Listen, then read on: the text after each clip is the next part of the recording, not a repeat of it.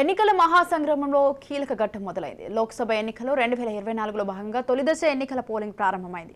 Schedule ప్రకారం పలు రాష్ట్రాలు, కేంద్రపాలిత ప్రాంతాల్లోని 102 పార్లమెంట్ నియోజకవర్గాల్లో ఉదయం 7 గంటలకు పోలింగ్ మొదలైంది. ఇక పకడ్బందీ ఏర్పాట్లు, పటిష్ట భద్రత మధ్య ఓటర్లు ఓటు వేస్తున్నారు. మొత్తం 1.87 లక్షల పోలింగ్ కేంద్రాలను ఏర్పాటు చేశారు. ఏకంగా 18 లక్షల మంది భద్రతా సిబ్బందిని ఎన్నికల రంగంలోకి దించింది.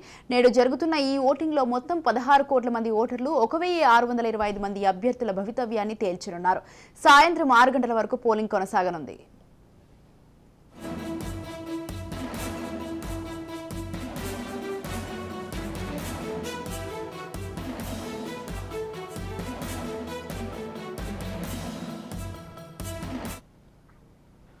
ఏడు దశల లోక్సభ ఎన్నికల్లో అత్యధిక స్థానాలు ఈ దశలోనే ఉన్నాయి. అరుణాచల్ ప్రదేశ్, సిక్కిం రాష్ట్రాలలో 92 అసెంబ్లీ నియోజకవర్గాలకు కూడా నేడు పోలింగ్ కొనసాగుతుంది.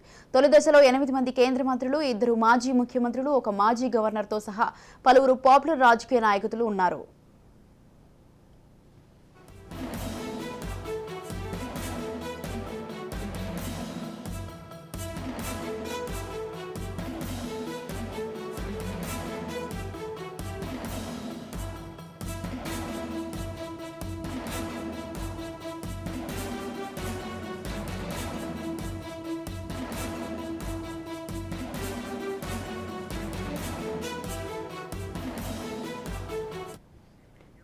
తమిళనాడు 39, రాజస్థాన్ 12, ఉత్తరప్రదేశ్ 8, మధ్యప్రదేశ్ 6, ఉత్తరాఖండ్ 5, అరుణాచల్ ప్రదేశ్ 2, మేఘాలయ 2 రాష్ట్రాల్లోని అన్ని స్థానాలకు తొలి దశలో భాగంగా నేడు ఎన్నికలు జరుగుతున్నాయి.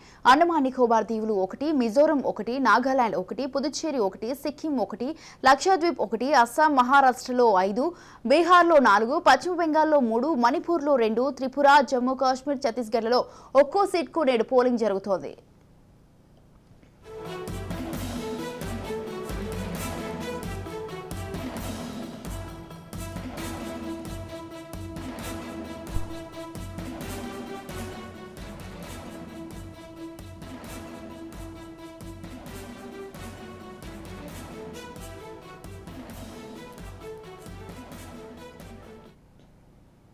ఇక తమిళనాడులో ఇప్పటికే మొదటి దశ పోలింగ్ మొదలైంది. దీంతో ఓటు హక్కు వినియోగించుకునేందుకు ఓటర్లు బారులు తీరారు.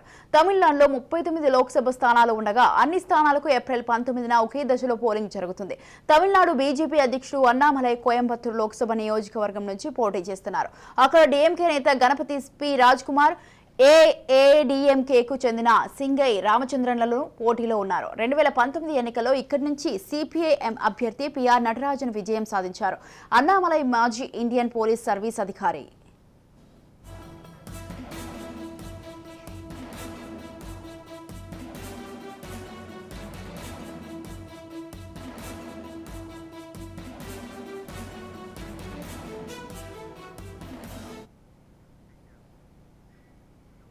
రైట్, ఈ విషయంపై పూర్తి సమాచారం అందించడానికి మా ప్రతినిధి నాగేంద్ర బాబు ఫోన్ లైన్ లో ఉన్నారు. నాగేంద్ర బాబు, తమిళనాడులో అయితే ఇప్పుడు ప్రస్తుతం అయితే మొదటి ఎన్నికలు అయితే కొనసాగుతున్నాయి. అయితే తమిళనాడు కంటే ముందు దేశవ్యాప్తంగా అయితే ఇప్పుడు మొదటి దశ పోలింగ్ అయితే ఈ రోజు ఆల్రెడీ స్టార్ట్ అయింది. ఇప్పటికే ఓటు హక్కులే ఆ ఓటర్లు అయితే వినియోగించుకున్నటువంటి పరిస్థితి. అయితే లోక్సభ తొలి ఎన్నికల దశలు ఇవాళే ప్రారంభమైనాయి కాబట్టి మొత్తం ఓవరాల్ గా చూసుకుంటే 16 కోట్ల మంది ఓటర్లు అయితే ఓటు హక్కు వినియోగించుకుంటున్నారు. అయితే ముఖ్యంగా దేశవ్యాప్తంగా చూసుకున్నట్లయితే ఈ రోజు 102 పార్లమెంటు నియోజకవర్గాల్లో అయితే ఎన్నికల పోలింగ్ అయితే ఈ రోజు అయితే జరుగుతుంది. దీనికి సంబంధించి ఇప్పటికే ఎన్నికల కమిషన్ కూడా పకడ్బందీ ఏర్పాట్లు కూడా చేయడం జరిగింది.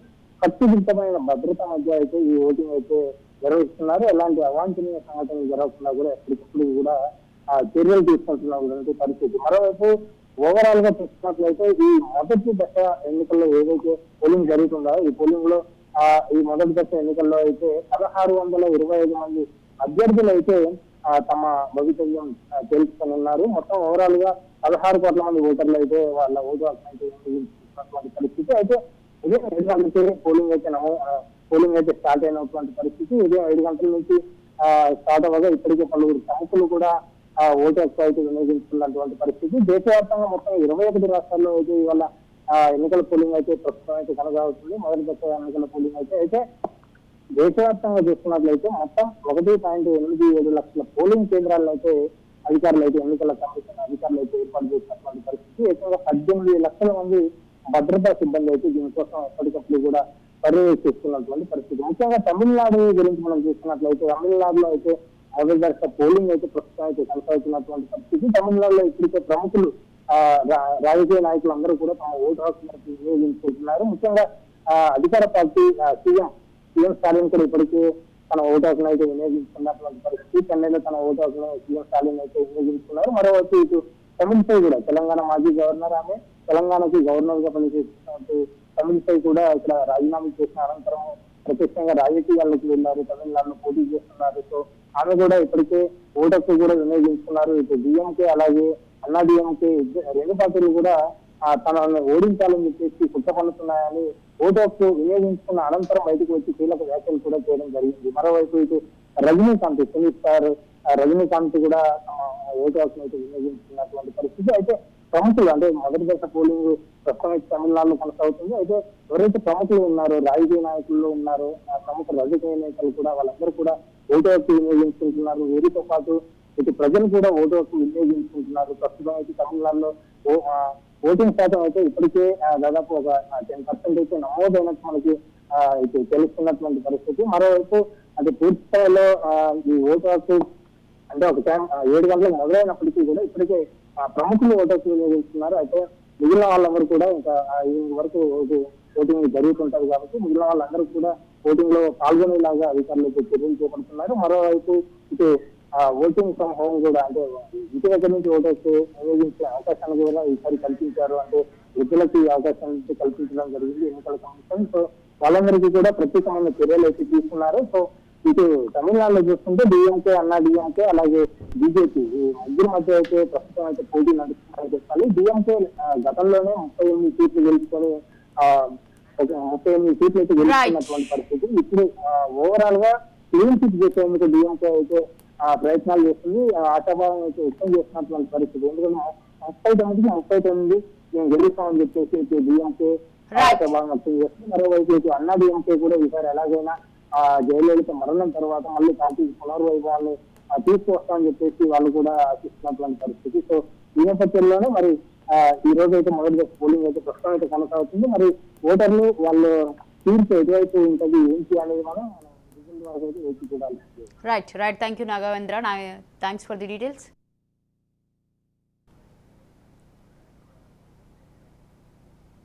ఇక శివగంగై స్థానం నుంచి కార్తీ చిదంబరం పోటీ చేస్తున్నారు. ఆయన కాంగ్రెస్ సీనియర్ నాయకుడు, కేంద్ర మాజీ మంత్రి పి చిదంబరం కుమారుడు. ఈ స్థానం నుంచి పి చిదంబరం 7 సార్లు ఎంపీగా గెలిచారు. 2019 ఎన్నికల్లో కార్తీ ఈ లోక్సభ స్థానంలోనే విజయం సాధించారు. ఈసారి ఆయనకు పోటీగా బీజేపీ అభ్యర్థి టి దేవనాథన్ యాదవ్, ఏఐఏడీఎంకే అభ్యర్థి జేవీఆర్ దాసులు బరిలో నిలిచారు. ఇక తెలంగాణ గవర్నర్ పదవికి రాజీనామా చేసిన తమిళిసై సౌందరరాజన్ చెన్నై సౌత్ లోక్సభ నియోజకవర్గం నుంచి బీజేపీ అభ్యర్థిగా బరిలో నిలిచారు. ఇది తమిళనాడులోని 2వ అతిపెద్ద లోక్సభ నియోజకవర్గం.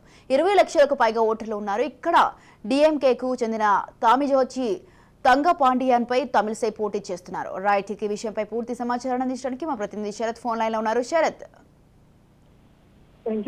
ప్రస్తుతం తమిళనాడులో పోలింగ్ జరుగుతూ ఉంది. అధికార విపక్షాల మధ్య మాటల యుద్ధం జరిగి ఆఖరికి ఇప్పుడు పోలింగ్ జరుగుతున్నటువంటి పరిస్థితి మనం చూస్తూ ఉన్నాము. ఎన్నికలలో తమిళనాడులో ఎన్నికల వాతావరణం అనేది ముగిసింది.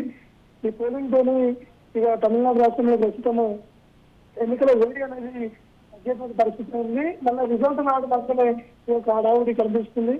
ప్రస్తుతం తమిళనాడులో చూసినట్లయితే డిఎంకే ఏఐడిఎంకే మీద ఒక వైరం అనేది ఉంది. ఆ రెండు పార్టీలు కూడా విడివిడిగా పోటీ చేసినటువంటి పరిస్థితి.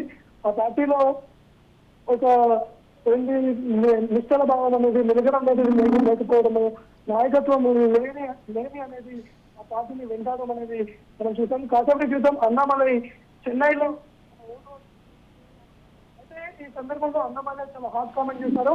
డిఎంకే ఏఐడిఎంకే కోయంబత్తూరు నియోజకవర్గం మీద 1000 కోట్ల రూపాయలను వెదజల్లాయని చెప్పేసి కూడా అన్నామలై గారు మాట్లాడడం అనేది చాలా సంచలనంగా చెప్పవచ్చు.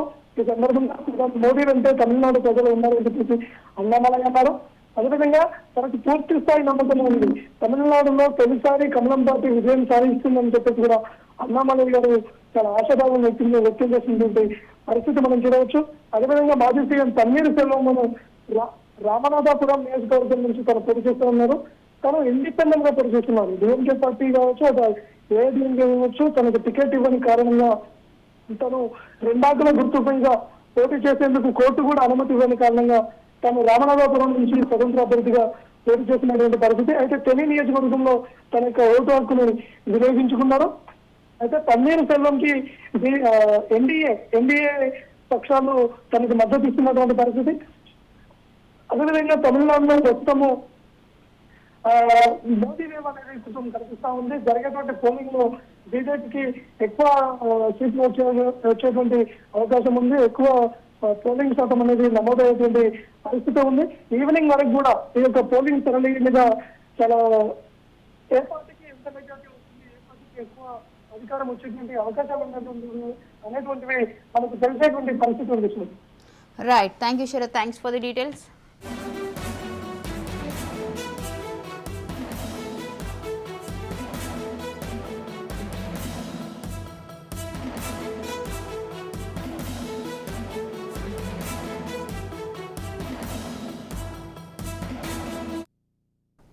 రెండు 2019 ఎన్నికల్లో లోక్సభ స్థానంలో తంగపాండియన్ విజయం సాధించారు. కాగా ఏఐఏడీఎంకే డాక్టర్ జయవర్ధన్కు ఇక్కడ టికెట్ ఇచ్చింది. డీఎంకే ఈ స్థానాన్ని 8 సార్లు గెలుచుకుంది. డీఎంకే అభ్యర్థి ఏ రాజా తమిళనాడులోని నీలగిరి లోక్సభ స్థానం నుంచి పోటీ చేస్తున్నారు. కాంగ్రెస్ నేతృత్వంలోని యూపీఏ 2 ప్రభుత్వంలో మంత్రిగా పనిచేశారు. కేంద్ర ఫిషరీస్ అలాగే వెటర్నరీ డైరీ మంత్రిత్వ శాఖల సహాయ మంత్రి ఎల్ మురుగన్ అదే స్థానం నుంచి బరిలో ఉన్నారు.